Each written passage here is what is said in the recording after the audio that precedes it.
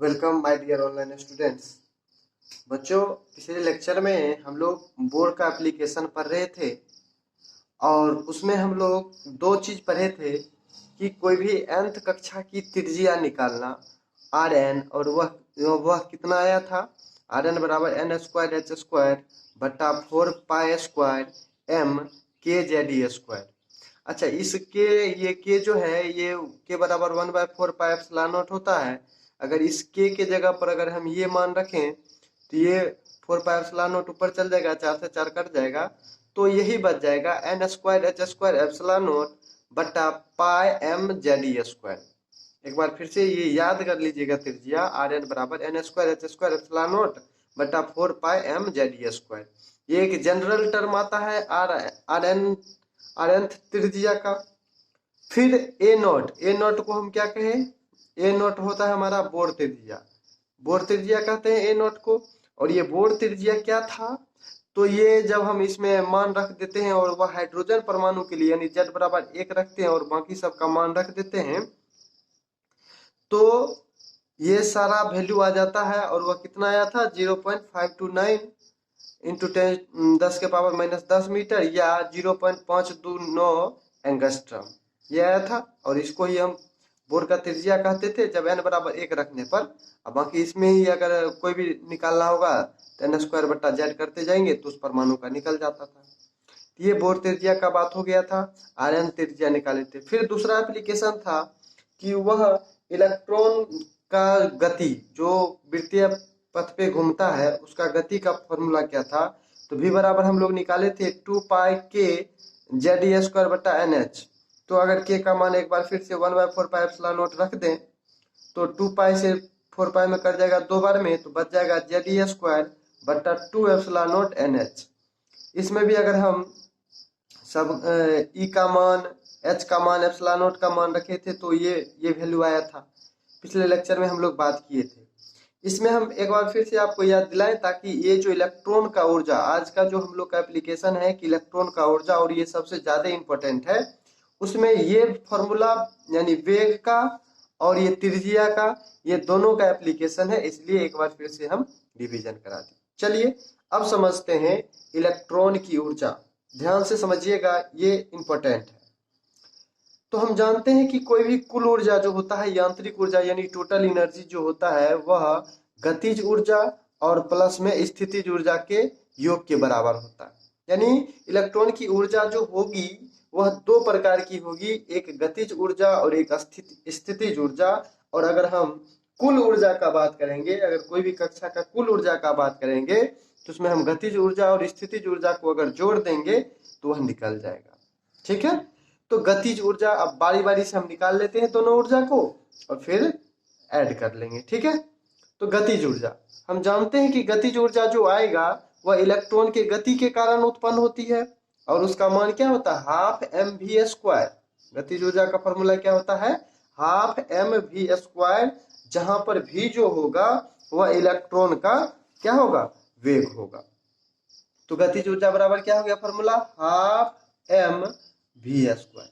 अब देखिए वेग हम निकाल चुके थे ना, ये v बराबर जेड ई स्क्वायर बट्टा 2 एप्सिलॉन नॉट एन एच, या ये भी मान रख सकते हो तो फिर वापस के का मान के रूप में वह मान आ जाएगा।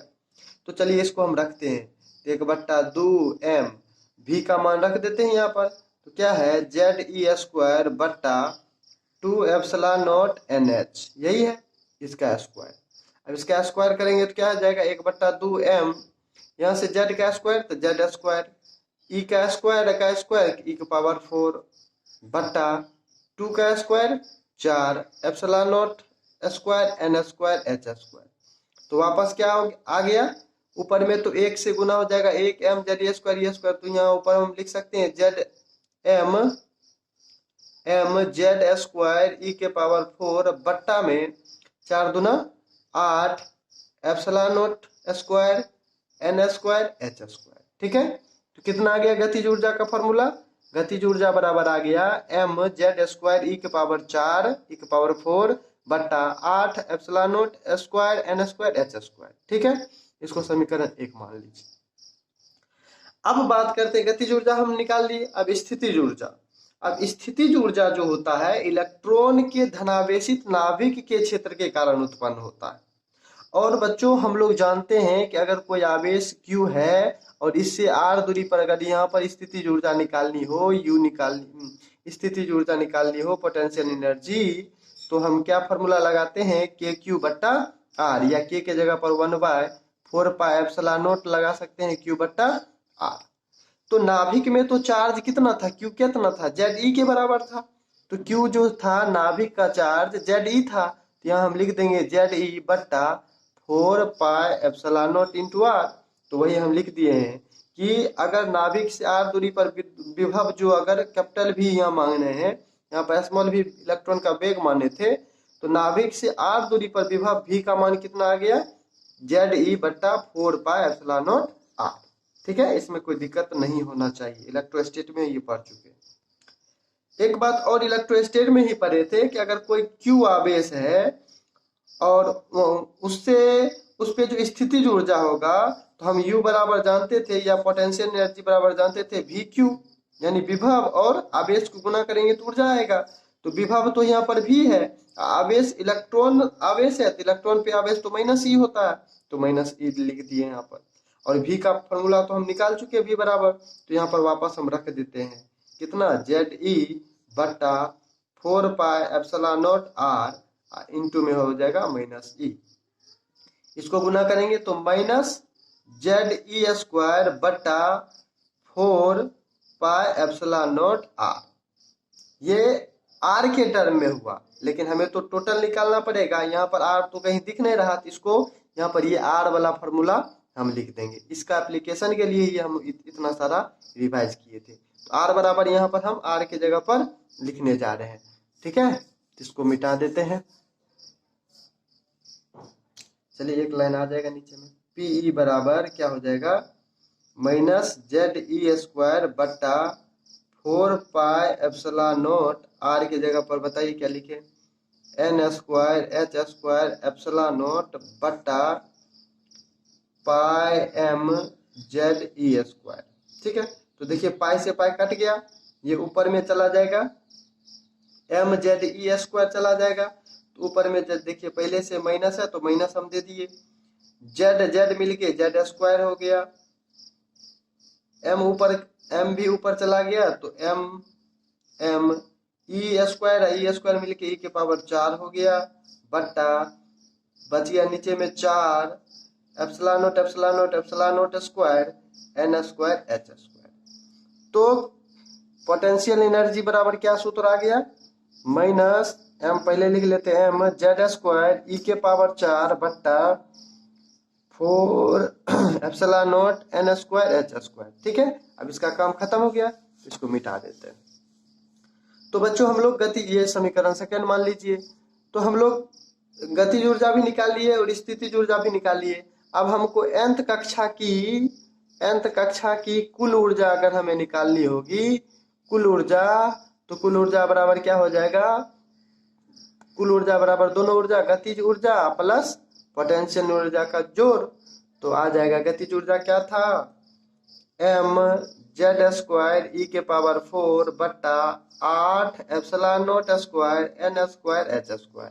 अब प्लस में स्थितिज ऊर्जा, यही सब बात है, यहाँ पर केवल 4 आ जाता है, माइनस लग जाता, तो -mZ² E के पावर 4 बट्टा 4 ε0² N²H²।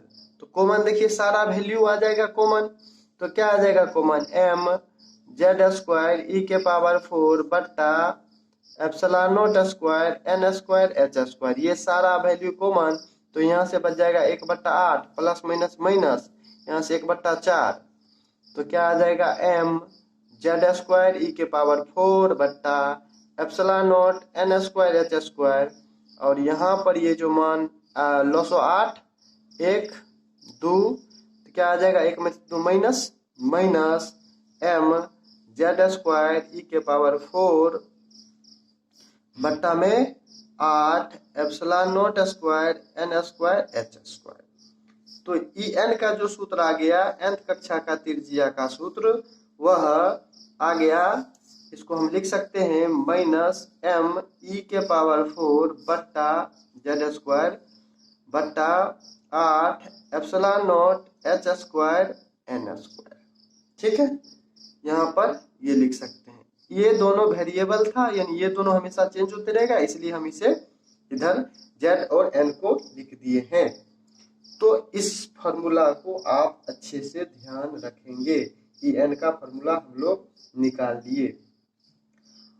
ठीक है।